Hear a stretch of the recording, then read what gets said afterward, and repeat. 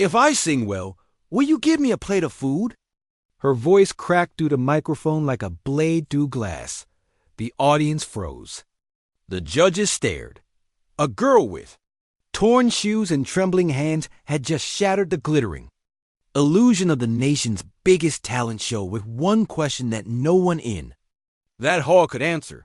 The lights were blinding, the cameras flashing, the crowd buzzing with excitement.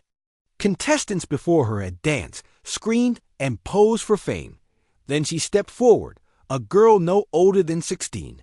Skin glistening with sweat, hair uncombed, clothes frayed at the edges. Her eyes dark, steady, defiant. The host tried to smile, unsure how to react. Name? She hesitated. Amara, what will you be singing today? Her stomach growled loud enough for the front row to hear. A few giggles rippled through the audience. She took a slow breath and said, voice trembling, if I sing well, will you give me a plate of food? The crowd went dead silent for a moment. Then came the laughter. It wasn't cruel at first, just confused, awkward. But soon it turned sharp. Someone shouted, this isn't a soup kitchen. Another added, go eat somewhere else. The host's smile faltered, and the judges' three famous faces, who built careers on discovering talent, shifted uncomfortably in their seats. Only one, a woman in her late 60s with eyes like storm clouds, looked at Amara differently. She saw hunger, but not the kind that fades with food. Go ahead, she said quietly. Sing. When Amara opened her mouth, it wasn't a song. It was a story carried on sound. The first note trembled, weak, like a candle struggling against the wind. Then it rose clear, haunting, powerful. She sang of dust and rain, of nights spent shivering under bridges, of watching people eat through glass windows. She sang of her mother, how she once sang lullabies in church before sickness stole her breath. She sang of promises the world broke, and of a dream that refused to die. The audience stopped breathing. Every word dripped with pain, but within it burned something divine, something beautiful. Her voice filled every corner of that grand hall, wrapping around hearts like a forgotten prayer. By the time she finished, tears streamed down faces that had been smirking moments before. The same man who laughed now looked away, ashamed. Even the host's hands trembled as he held the microphone. Amara had lived her entire life fighting invisibility. She was 7 when she lost her mother. Her father had already vanished, leaving nothing but an empty cot and a Bible with missing pages. For years, she survived by singing at bus stations, hoping a few coins would fall her way. Sometimes she got bread, sometimes she got pushed away.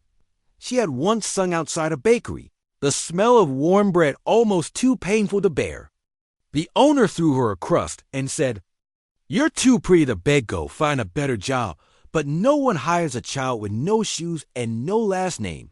Her only weapon was her voice, and every night she sang to the sky, believing someone, somewhere, was listening back at the talent show. After her final note, silence filled the air. Then dash applause. Not the shallow kind, but the kind that comes from deep in the chest. People rose to their feet, some crying openly. The silver-haired judge stood up first. She walked toward the stage, her heels echoing in the silence. Amara, she said, her voice steady, I've heard thousands of singers, but you didn't sing to impress. You sang to survive. A hush fell over the crowd. Then, slowly, she reached into her bag, pulled out a food voucher from the show's catering table, and placed it in Amara's hands. But before anyone could pity her, the judge did something no one expected. She bowed. The audience gasped. And in that single moment, the power shifted. The girl they had laughed at stood tall, while the world that mocked her knelt in respect. What the crowd didn't know was that Amara hadn't come alone. Behind the stage, waiting in the hallway, was a security guard named Elijah. He had found her sleeping outside 2 days before. When she told him she wanted to audition, he used his break time to sneak her in. He believed in her voice. As she sang. He watched from backstage, tears streaming down his face. When the judges gathered after the show, Elijah approached him, holding a tiny old phone with a cracked screen. "Listen," he said, playing a recording. It was Amara singing quietly on the street corner, her voice blending with traffic. "She sings like this every night," he said. "People walk by. No one ever stops." The judges looked at one another, shaken. They had come to find stars. Instead, they had found truth. The next morning, every news outlet carried her story. Homeless girl shocks talent show with soul-stirring performance. Asterisk within 24 hours. Amara's video hit 1 million views. Within a week, 10 million. But what people loved wasn't just her voice. It was her question. "If I sing well, will you give me a plate of food?" It was more than hunger. It was the voice of millions who felt unseen. The show offered her a record deal. She accepted, but only under one condition, that she would keep half her earnings to open a music school for street children. The producers agreed, and just like that, a girl who once sang for bread now sang for freedom. A year later, the show invited Amara back not as a contestant, but as the main performer. The hall was packed. The same judges sat on the same chairs, but this time, they stood the moment she walked in. Amara looked around, her eyes calm but shining. "A year ago," she said softly, "I stood here asking for food. Tonight, I'm here to feed others with music, with hope, with love." Then she sang again. The song was called "For the Ones Who Still Wait." It spoke of the girl she used to be, and the thousands like her still sleeping on cold sidewalks, whispering their dreams into the dark. The audience wept openly. When the song ended, there was no applause, only silence. A sacred kind of silence. Asterisk, the kind that means hearts are breaking open. Then the crowd erupted in an ocean of claps, cheers, and tears. Today, Amara runs the Hope Voice Foundation, a small music school where children from the streets come to learn. They sing barefoot just like she once did. But they sing without fear.